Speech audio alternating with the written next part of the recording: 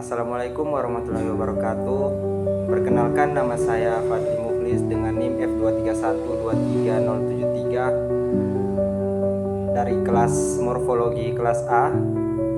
Pertama-tama saya ingin mengucapkan terima kasih kepada dosen pengampu Bapak Ardian Syawinarta, ST MSI.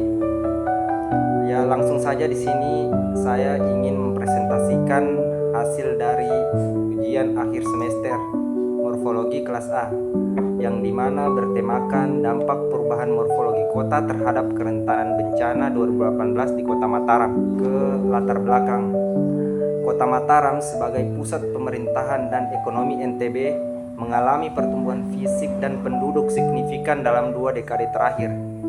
Ekspansi permukiman dan pembangunan infrastruktur seringkali tidak mempertimbangkan risiko bencana.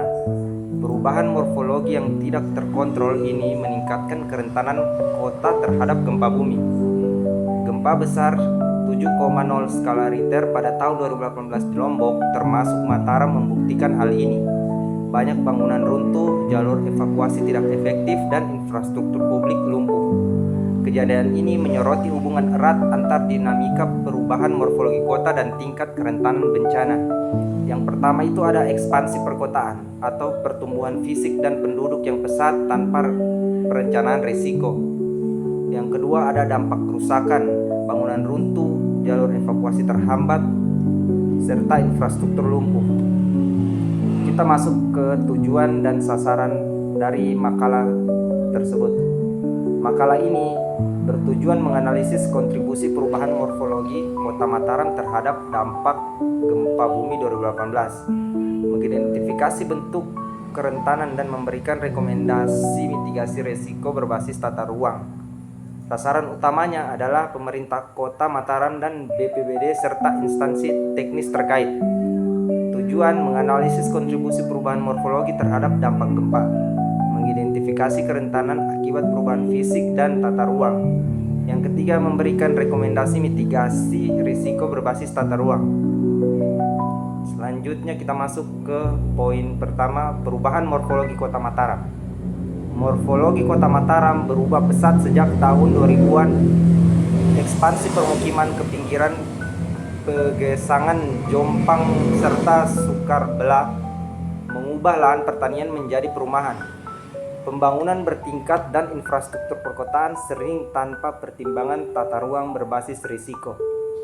Di pusat kota Cakranegara dan Mataram Timur, kepadatan bangunan meningkat tanpa diimbangi kualitas struktur tahan gempa. Kawasan pesisir barat juga menjadi permukiman padat tanpa zona hijau atau ruang terbuka publik. Bisa kita lihat di sini pada citra tahun 2018, kondisi kota sebelum gempa dengan area permukiman yang mulai padat. Kemudian kita lihat lagi di sebelahnya ada citra tahun 2024 menunjukkan ekspansi kawasan terbangun yang signifikan.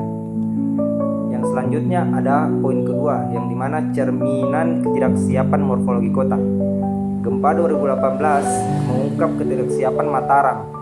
Dampak terasa di kawasan padat penduduk dengan struktur bangunan lemah. Banyak bangunan tidak sesuai standar ketahanan gempa, terutama rumah tinggal.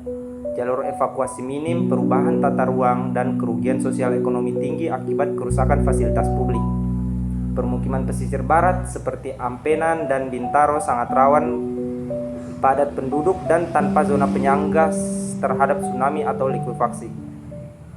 Peta zona terdampak menunjukkan area yang parah terkena dampak, menyoroti urgensi perencanaan yang lebih baik. Bisa kita lihat pada peta di bawah ini. Yang terakhir ada analisis kerentanan Kota Mataram. Kerentanan Kota Mataram terhadap gempa 2018 diperparah oleh perubahan morfologi yang tidak direncanakan. Kerentanan ini terbagi menjadi 3 kategori utama. Yang pertama, fisik, sosial, dan ekonomi, yang saling berkaitan dan memperkuat dampak bencana. Kerentanan fisik mencangkup kualitas bangunan dan infrastruktur tidak tahan gempa. Kerentanan sosial muncul dari kepadatan penduduk tinggi di wilayah dengan akses terbatas layanan dasar dan informasi bencana. Sementara itu, kerentanan lingkungan diperbesar oleh konversi lahan terbuka hijau menjadi area terbangun, menghilangkan fungsi penyangga alami. Yang selanjutnya di sini ada kesimpulan dari makalah ini. Perubahan morfologi Kota Mataram yang tidak terkendali sebelum 2018 secara signifikan memperparah dampak gempa bumi. Peningkatan pemukiman padat, kualitas bangunan yang lemah, dan pengabaian aspek risiko dalam perencanaan menyebabkan kerusakan fisik dan sosial yang tinggi. Ini menunjukkan perlunya ada pendekatan yang lebih komprehensif dalam pembangunan kota. Untuk membangun sistem perkotaan yang tangguh, Mataram harus adaptif terhadap ancaman bencana alam di masa depan. Tidak hanya berkembang secara fisik, ini memerlukan tindakan proaktif dan terencana dari semua pihak terkait, yang dimana revisi tata ruang, penegakan regulasi, pelibatan masyarakat, serta peningkatan ruang terbuka hijau. Oke, sampai sini saja presentasi makalah dari saya. Bila ada salah kata, mohon maaf. Wabillahi taufiq wal hidayah. Wassalamualaikum warahmatullahi wabarakatuh.